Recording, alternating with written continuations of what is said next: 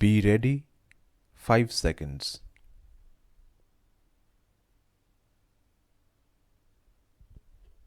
Though we are all members of Parliament in the Lok Sabha, it happens to be a sheer coincidence that the speakers from my party who spoke before me also belong to the community of civil servants. The first two speakers who spoke before me were from the Indian Police Service. By instinct and training, the idea is to restrain the police. That is what one has learned during training and during the 21 years of service, out of which 12 years were in the field. In the early 1980s, the Law Commission had recommended widespread changes. In fact, it stated that there is a need to make it correspond with the modern trends in criminal investigation. This is when they are talking about making changes to the Identification of Prisoners Act of 1920. It is this act which this bill seeks to repeal and replace. In its content, it is a small bill.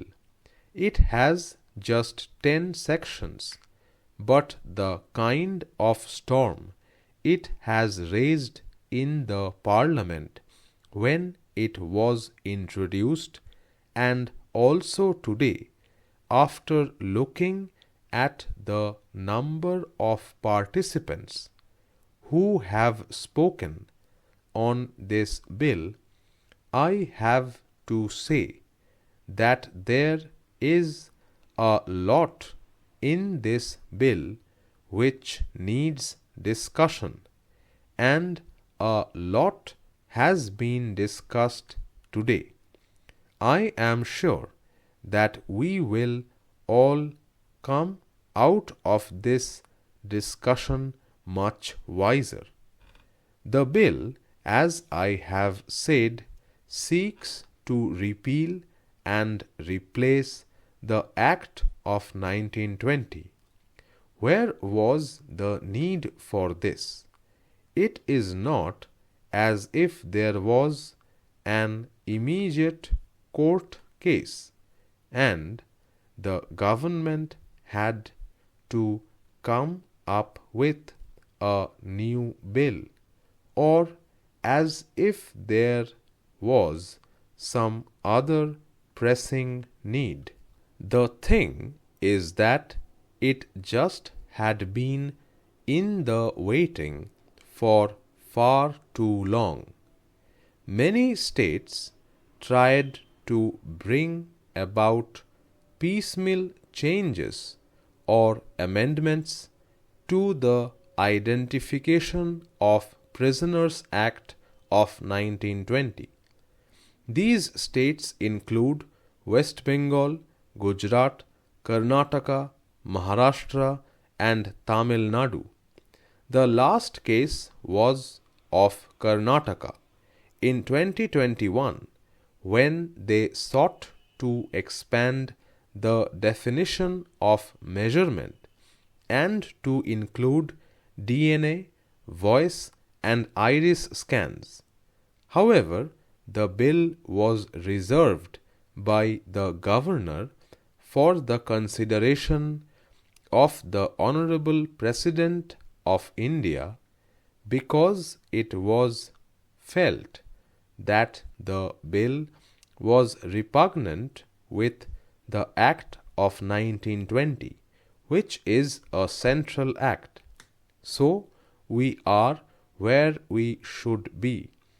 It is being said as if everything in this bill is new. The Act of 1920 provided for three things in terms of measurement. It provided for fingerprints and footprints, and if the magistrate so desires, photographs could also be taken. We also have the provisions from the CRPC. Under sections 53(1), 53A and 54, especially these two, the explanation provides as under, and I quote, "Examination shall include the examination of blood, blood stains, semen, swabs in case of sexual offences, sputum and sweat, hair samples and fingernail clippings by the use of modern and scientific techniques, including DNA profiling and such other tests which the registered medical practitioner thinks necessary in a particular case." Why have I brought this up? It is because a lot has been said about the legislative competence and perhaps how it violates the issues of privacy. These have been in existence already. They have stood the test of time, and they have not been declared as violation of personal liberty by any court so far. This bill, however, takes it a little further and includes certain other things wherein the 1920 Act was found to be inadequate, and I must say that we all, most of us, in our younger days have read detective novels of Arthur Conan Doyle about Sherlock Holmes and what a bright man he was. What uncanny sense of perception he had. But a Sherlock Holmes in today's day and age with his magnifying glass would look like an investigative dinosaur. A 1920 Act which provides only for fingerprints, footprints and photographs is not the way to deal with crime and criminals of the 21st century.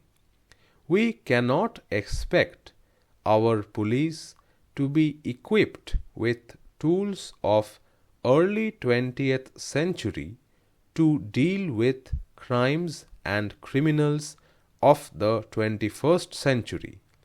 The modern techniques and the modern technology which is available to all of us, it provides for a triangulation that is now possible, which was unthinkable a century ago. Now, joining the dots using different identification techniques greatly facilitates and enhances the quality and quantity of criminal investigation. As our Home Minister said in his opening remarks, the idea is to get the conviction rates up, and those cannot happen unless scientific methods are adopted and used by our police forces and prison authorities and in the overall criminal justice system. Only then such an improvement is possible.